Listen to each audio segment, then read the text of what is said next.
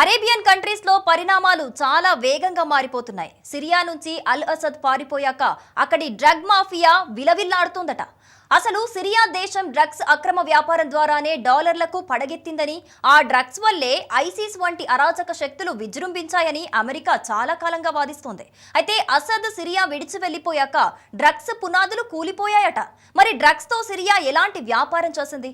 అసద్ వెళ్లిపోయాక ఆ దేశం ఆర్థికంగా ఎలా నిలదొక్కుంటుంది?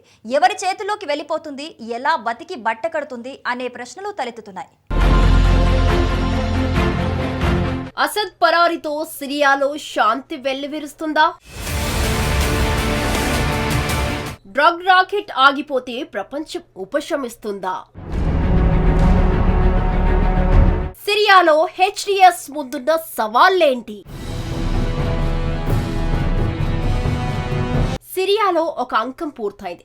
రెండో అంకం ఎలా ఉంటుందోనని, తమ బతుకులు ఏ విధంగా బాగుపడతాయో అని సిరియా ప్రజలు ఎదురు చూస్తున్నారు. 2011లో ప్రారంభమైన సివిల్ వార్తో సిరియా తీవ్రంగా దెబ్బతింది. ఈ 13 ఏళ్ల యుద్ధం, రాజకీయ పరిణామాలు, మానవ హక్కుల ఉల్లంఘనలు, ఆర్థిక సంక్షోభం వంటి అంశాలతో ప్రజల జీవన ప్రమాణాలు దారుణంగా పడిపోయాయి. ఈ యుద్ధంలో దాదాపు 5 లక్షల మందికి పైగా ప్రాణాలు కోల్పోయారని, 12 లక్షల మందికి పైగా ప్రజలు గాయపడ్డారని అంచనా. 1 కోటికి పైగా ప్రజలు ఆచూకీ కోల్పోయారు.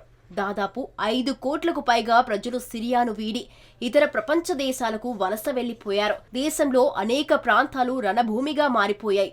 ఇబ్లిడ్, డెమస్కస్, అలెప్పో వంటి నగరాలు అసలు కోలుకోకుండా దెబ్బతిన్నాయి. మిగిలిన ప్రాంతాల్లో కూడా పునరుద్ధరణ పనులు జరుగుతున్నా చాలా ప్రాంతాల్లో ప్రజలు ఆహారం, వైద్యం, మంచినీరు వంటి ప్రాథమిక అవసరాలను కూడా తీర్చుకోలేకపోతున్నారు. ఇలాంటి పరిస్థితుల్లో సిరియా పునర్నిర్మాణానికి ఎంతకాలం పడుతుంది అనేది ఒక పెద్ద సవాలు. అదే సమయంలో తన ప్రజలను ఇంత దారుణమైన పరిస్థితుల్లోకి నెట్టి దేశం విడిచి వెళ్లిపోయిన అల్ అసద్ తాను మాత్రం ఏ విధంగా ఇంత భారీ డబ్బు, బంగారం పోగేసుకున్నాడు? దాదాపు 25 ఏళ్ల పరిపాలనలో సిరియాను ఎలా నడిపాడు, ఎక్కడికి తీసుకెళ్లాడు అనేది తెలుసుకుంటే ఆశ్చర్యం కలుగుతుంది అంటున్నారు నిపుణులు. గల్ఫ్ దేశాల్లో ఒకటైన సిరియాకు ప్రధాన ఆదాయ వనరు చమురు వెలికితీతగా ఉండేది. అయితే చమురు చుట్టూ అంతర్జాతీయ రాజకీయాలు, కూటములుగా ఏర్పడ్డ దేశాలు ఆధిపత్యం చాటుకోవడం, ప్రైవేట్ వ్యక్తులను ఆయా శక్తులు ఆకర్షించి ప్రభుత్వాలను ప్రభావితం చేయడం వంటి అనేక కారణాలతో చమురు ఉత్పాదక ప్రాంతాలన్నీ ఒక ఇంటర్నేషనల్ వార్ జోన్గా తయారైపోయాయి. ఈ పరిణామాల నేపథ్యంలో అటు సిరియా కూడా చమురు కన్నా కెప్టగన్ అనే డ్రగ్ను ఆశ్రయించి సొమ్ము చేసుకోవడం ప్రారంభించింది. కెప్టగన్ అనేది టాబ్లెట్స్ రూపంలో లభించే ఒక డ్రగ్. ఈ డ్రగ్ ద్వారానే సిరియా అధ్యక్షుడు అల్ అసద్, ఆయన కుటుంబం, మరికొందరు ఆయన అనుచరులు పెద్ద మొత్తంలో అక్రమ వ్యాపారం చేశారని, భారీ మొత్తంలో యూరోలు, డాలర్లు వెనకేసుకున్నారని చాలా కాలంగా అమెరికాలోని మీడియా సంస్థలు కోడై కూస్తున్నాయి. ఇజ్రాయెల్ కూడా ఇదే విషయాన్ని చెబుతూ వచ్చింది. నవంబర్ మాసంలో అసద్ పారిపోవడంతో అది నిజమేనని ప్రపంచానికి తెలిసొచ్చింది. అసద్ అనేక బిలియన్ డాలర్ల నగదు, 200 టన్నులకు పైగా బంగారంతో ఉడాయించాడనే విమర్శలు వచ్చాయి. అతనిప్పుడు రష్యా శరణు జొచ్చి ఉన్నాడని చెబుతున్నారు. ప్రజల ఉత్పాదక సామర్థ్యాన్ని పెంచకుండా, ఆదాయ వనరులు అన్వేషించకుండా అసలు ప్రభుత్వం ఎలా నడిచింది అనేది ఓ పెద్ద ప్రశ్న. అయితే సిరియాలో చమురు గనుల కన్నా సులువుగా డ్రగ్ వ్యాపారం ద్వారా పెద్ద మొత్తంలో సొమ్ము ఆర్జించిందని అంతర్జాతీయ సమాజం ఆరోపిస్తోంది. అందుకు అధ్యక్షుడు అల్ అసద్నే కారణంగా చూపుతోంది. కెప్టాగన్ అనే డ్రగ్ ద్వారా సిరియా ఏటా 50 బిలియన్ డాలర్ల సొమ్ము ఆర్జించిందని అంచనా. ఇది అత్యంత లాభదాయకమైన వ్యాపారం అవ్వడమే కాక దీని తయారీ కూడా అత్యంత సులువైందని చెబుతున్నారు. సిరియాలోని అనేక పట్టణాల్లో దాదాపు దేశమంతటా కెప్టాగన్ తయారీ జరుగుతోంది. అయితే బషర్ అల్ అసద్ దేశం విడిచిపోయాక సిరియా నుంచి సప్లై చైన్ మొత్తం బ్రేక్ అయిపోయింది. దీంతో సిరియా తిరుగుబాటుదారుల వశం అయిపోయాక కేవలం 2 వారాలు తిరగకుండానే కెప్టాగన్ సరఫరా మొత్తం ఆగిపోయింది. కెప్టాగన్ ఎగుమతులు నిలిచిపోవడంతో ఇప్పుడు దానికి తీవ్రమైన డిమాండ్ పెరిగిపోయింది. సిరియా నుంచి కెప్టాగన్ డ్రగ్ ప్రధానంగా లెబనాన్ మీదుగా ఆసియా ఖండం మొత్తానికి, ఇతర గల్ఫ్ దేశాలకు ఎగుమతి అయ్యేది. అటు ఇరాక్ నుంచి కూడా సరఫరా అయ్యేది. అరబ్ కంట్రీస్లో పెద్ద మొత్తంలో ఈ డ్రగ్ వినియోగం ఎక్కువగా ఉంది. అయితే గల్ఫ్ దేశాల్లో ఈ డ్రగ్ వాడకం ఎక్కువగా ఉండడానికి కారణం ఏంటనేది అత్యంత ఆసక్తి రేపుతోంది. కెప్టాగన్ డ్రగ్ ను జిహాదీ గ్రూపులు విపరీతంగా వాడుతున్నాయి అనే ఓ తీవ్రమైన విమర్శ ఉంది. ఇస్లామిక్ స్టేట్ ఫైటర్స్ ఈ డ్రగ్ ను పోరాటాలకు వెళ్లే ముందు వినియోగిస్తారు. దీని ధర ఒక్కో టాబ్లెట్ కు దాని ప్యూరిటీని బట్టి $1 నుంచి $25గా పలుకుతోంది. గల్ఫ్ దేశాల ఆదాయ వనరు కెప్టాగన్ డ్రగ్గే అయిందంటే అతిశయోక్తి కాదు. ఈ డ్రగ్ అమ్మకం ద్వారా జిహాదీ గ్రూపుల నిర్వహణ జరుగుతోంది. గల్ఫ్లో ఐసిస్ ఉగ్రవాదం పెచ్చరిల్లడానికి కెప్టాగన్ డ్రగ్ ప్రధాన కారణంగా పలు అమెరికా సంస్థలు ఈపాటికే హెచ్చరిస్తూ వస్తున్నాయి. అందువల్లే సిరియా పాలకుడు అసద్పై ఆంక్షలు కూడా విధించారు. ఇక కెప్టాగన్ డ్రగ్ ఎలా పనిచేస్తుందనేది అత్యంత ఆసక్తి రేపుతున్న అంశం. ఈ డ్రగ్ శరీరంలో చేరితే బాడీ స్టామినా పెంచిన ఫీలింగ్ కలిగిస్తుందట. ఆ టాబ్లెట్ వేసుకున్న మనిషి నిద్ర లేకుండా ఎన్ని గంటలైనా ఉండగలడట. ఆహారం తీసుకోకపోయినా ఆకలి వేయదట. శరీరంలోని శక్తిని ఎంత వెచ్చించినా మనిషికి అలుపు రాదని నిపుణులు చెబుతున్నారు. ఈ డ్రగ్ ను అందుకే జిహాదీ ఉగ్ర గ్రూపులు వాడతారని చెబుతున్నారు.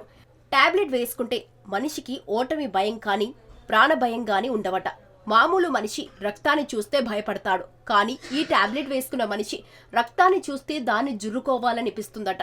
ఆయుధాన్ని చేతపట్టి పోరాటంలోకి దిగిన మనిషి ఆ ముందున్న పరిస్థితులను బట్టి అత్యంత క్రూరంగా మారుతాడని అంటున్నారు. ఆ క్రూరత్వమే వారికి ఆనందం కలిగిస్తుందట.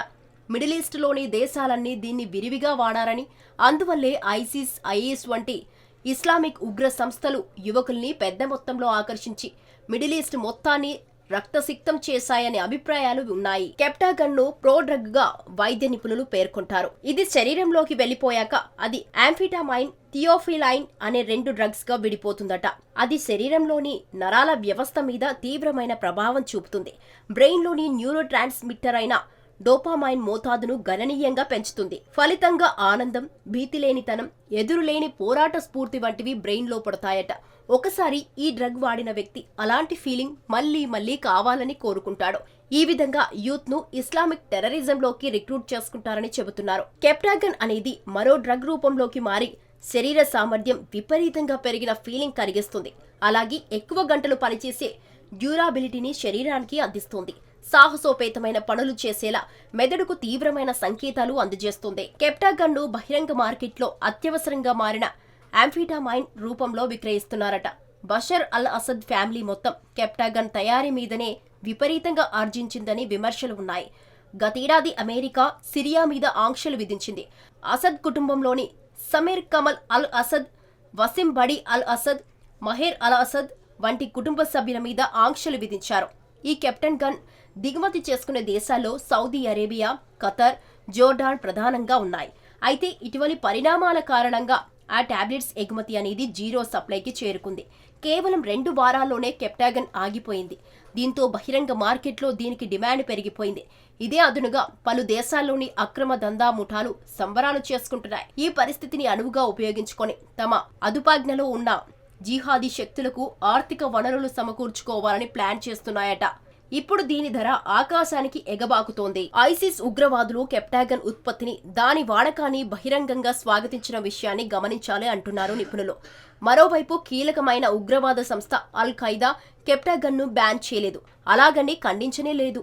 ఇలాంటి పరిస్థితుల్లో కెప్టాగన్ సప్లై చైన్ ఏ రూపంలోకి మారుతుంది? మళ్ళీ ఏ శక్తులు దీని అవకాశంగా మలుచుకొని ఎలా విజృంభిస్తాయన్నది ఇప్పటి వరకైతే ఎవరికీ అర్థం కాకుండా ఉంది. లాభదాయకమైన వ్యాపారం కోసం ఎదురుచూస్తున్న అనేక శక్తులు కెప్టాగన్ వినియోగాన్ని నివారిస్తాయా? అదే జరిగితే ఆ సంస్థలకు వనరులు ఎలా సమకూరుతాయి? రిక్రూట్మెంట్స్ ఎలా చేసుకుంటారు అనే ప్రశ్నలు తొలుస్తున్నాయి. రేపు ఏర్పడబోయే కొత్త సిరియా ముందు అనేక సవాళ్లు ఎదురవుతున్నాయి. అసద్ లాంటి దుష్ట పాలకుడికి చరమగీతం పాడిన తిరుగుబాటు శక్తులు సిరియాను సిరి సంపదలతో తూలుతూగేలా తయారు చేసుకున్న చిత్తశుద్ధి ఉంటుందని భావించవచ్చా అనే అనుమానాలు తలెత్తుతున్నాయి.